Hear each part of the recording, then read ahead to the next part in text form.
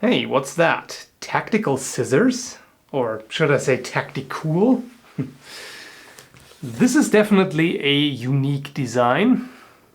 It's made by CRKT and the model is called Crossover. If I could reduce the glare a little bit, there we go. And the unique thing about this is that it's not just scissors or shears, but it also doubles up as a knife. It has this peculiar shaped pivot here, and if you rotate it in the open position, you can actually remove this. The guard here collapses into the handle, and then you got yourself a knife.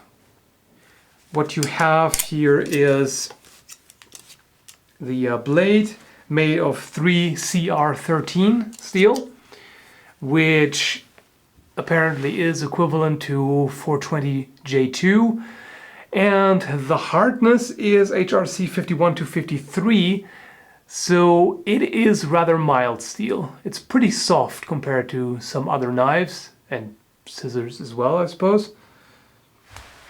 The handle is glass-filled nylon, and it has a rubber strap here which is reinforced with stainless steel.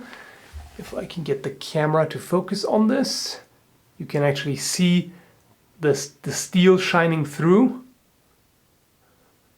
So that's a very smart decision. They did that. You're not gonna have just a flimsy rubber strap which would rip off, but the steel should definitely keep this on. The price range is about $24 to $30 for just the scissors, and you can also get it with a leather sheath included for about $30 to $40 if you want to carry this on your belt. It is meant for outdoors use so that you have a multi-purpose tool with you. It also comes with a flathead screwdriver right here, and there's a bottle opener.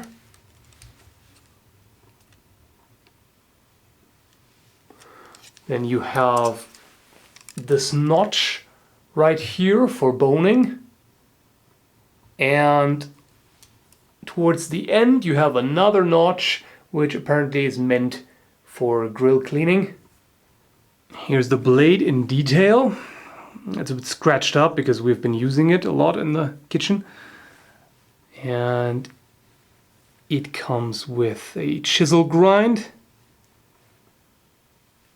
as you would imagine, otherwise it wouldn't perform well as scissors.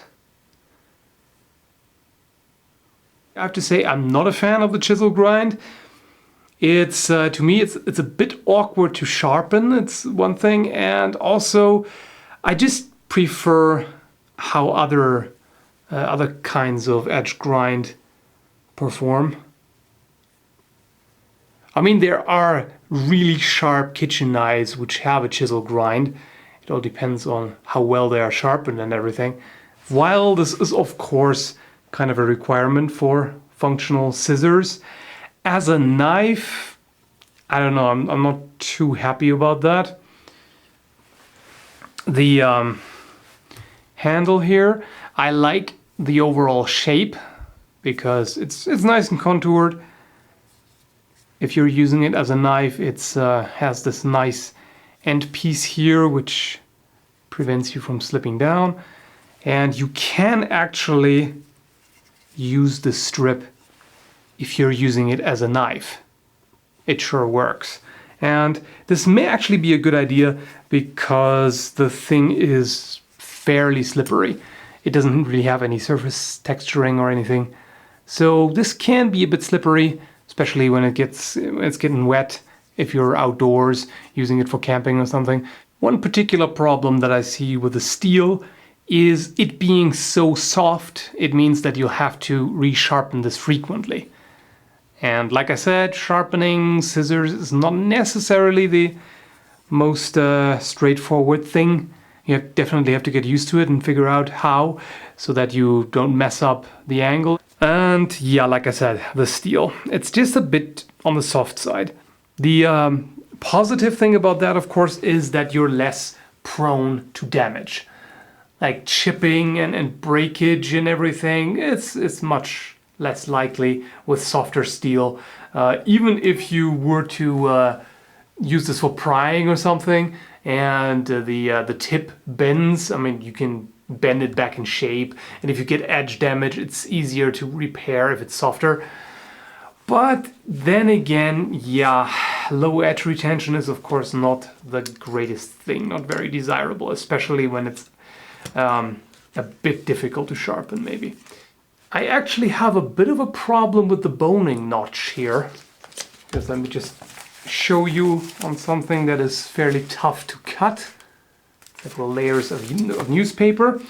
The thing is, usually if you have something resistant to cut, you want to get in here with the scissors where it's easier to cut usually, but the boning notch actually kind of interferes with that. Let me get a bit closer here. Say I'll go right in here, try to cut. It's not really happening. It just kind of gets stuck. Whereas if I position the scissors right behind the notch, I can actually cut it, as you can see. So this works. This really doesn't. And that's the one thing that I don't really like about this as scissors. Just the notch there really interferes with how it usually works and how I usually like to use scissors. I generally like to start here, but it's, yeah, you can do it, but it's definitely more difficult because of that notch. It's actually easier to cut if you start behind it. Other than that, it seems heavy duty. So if you do have to cut resistant materials, other than the issue that I just mentioned, it seems to perform pretty well. Overall, would I recommend the crossover? Quite frankly, I'm not entirely sure.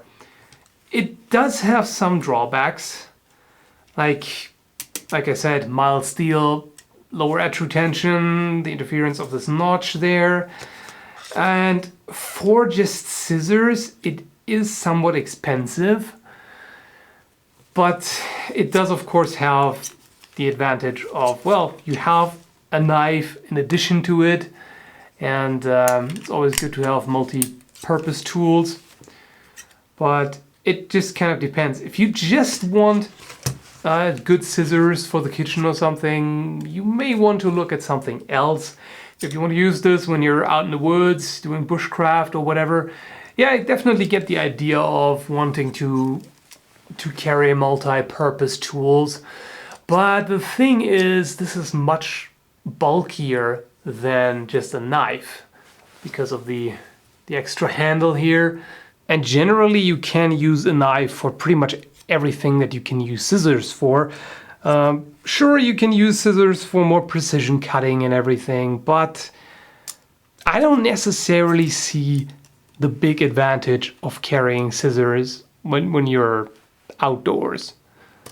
So I'm not super convinced by this. It's not a bad design, but I'm just wondering if there really is much of a point to it.